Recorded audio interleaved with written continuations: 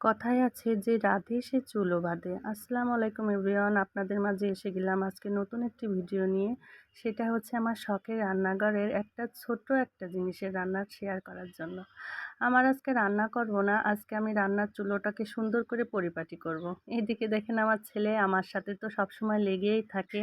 ও যখন যা করি তখন আম্মুর কাছে না থাকলে ওর ভালো লাগে না। ও এটা করবে ওটা করবে। আজকে আমার রান্নাঘরের কিছু জিনিসপত্র ধোয়ার ছিল, সেগুলো আমি ধুচ্ছিলাম। ধুয়ে সেগুলো রেখে দিয়েছি। এখন দেখেন ও দুষ্টুমির শেষ নেই। ও দুষ্টুমি করেই যাচ্ছে। দেখেন আমার কৌটোটা কেমন করে ফেলে দিল। ও দুষ্টু তো একটা থুই একটা করতেই থাকে সারাদিন। আম্মু এ করবো, আম্মু ও করবো, এটা ধরবো, এটা ধরবো, এ করে দাও, ও করে দাও। এখন দেখেন একটা আয়না নিয়ে কিভাবে দুষ্টুমি করতেছে। কিছুদিন আগে আয়নাটাও ভেঙে ফেলছে। যাই হোক, এই যে আমার রান্নাঘরে সব কিছু ধুয়ে কমপ্লিট করে রাখছি। আমি এগুলো মাসে একবার করে ধুই। আমার চুলোটা সপ্তাহে প্রায় ২ দিন করে লেপে আমি রাখি।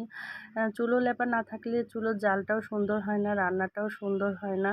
আমি আমার চুলোগুলো নিজে লেপতেই পছন্দ করি। সবাই বা এরে দে ওরে দে লেপায়, কিন্তু আমি আমার চুলো আমি নিজেই লেপি। চুলোটা লেপে সুন্দরভাবে কমপ্লিট না করলে আমার সুন্দরভাবে রান্নাঘরটা না গোছালে ভালো লাগে না। সুন্দরভাবে রান্নাঘর গোছানো থাকলে নিজের মনের ভিতরে স্বস্তি থাকে। যেহেতু রান্নাঘরটা আমার নিজের, সেহেতু রান্নাঘরটা তো নিজেই পরিপাটি করব। আমার এই রান্নাঘরটা অনেক পুরনো। এখানে অনেক কিছু করতে হবে, কিন্তু এখন করব না। কিছু সময় লাগবে, করার পর করব। এই যে আমার ছোট্ট একটা খোপ দেখা যাচ্ছে। খোপে আমি মুরগি পালি। আমার ছোট কিছু মুরগি আছে। এই যে পাশ দিয়ে আবার জানালা দিয়ে আমাদের বাইরের পরিবেশটা দেখা যাচ্ছে। আমাদের বাড়ির চারপাশটা অনেক সবুজে ঘেরা। চারপাশে অনেক গাছগাছালি আছে, শান্ত পরিবেশ, অনেক বাতাস হয়, ঠান্ডা পরিবেশ। আমার খুব ভালো লাগে, আমার মেয়েদের খুবও ভালো লাগে। চারপাশের পরিবেশটা অনেক সুন্দর।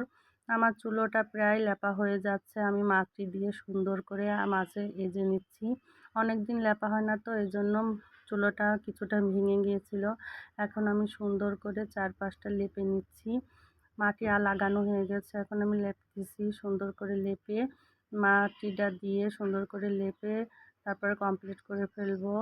চুলোটা প্রায় লেপা শেষ, এখনও শেষ হয়নি। আস্তে আস্তে লেপতেছি। অনেকদিন লেপি না বলে সেজন্য চুলো হচ্ছে ভেঙে ভেঙে যাচ্ছিল। আমি সময় পাইনি। এখন আমি মাটি গোবর অ্যাড করিনি। অনেকে চুলার গোবর দেয়, কিন্তু আমার গোবর দিলে ভাল লাগে না। চুলার একটা গন্ধকার, যেহেতু যেখানে রান্না করব সেখানে গোবর দিলে সেটা অপবিত্র হয়ে যাবে।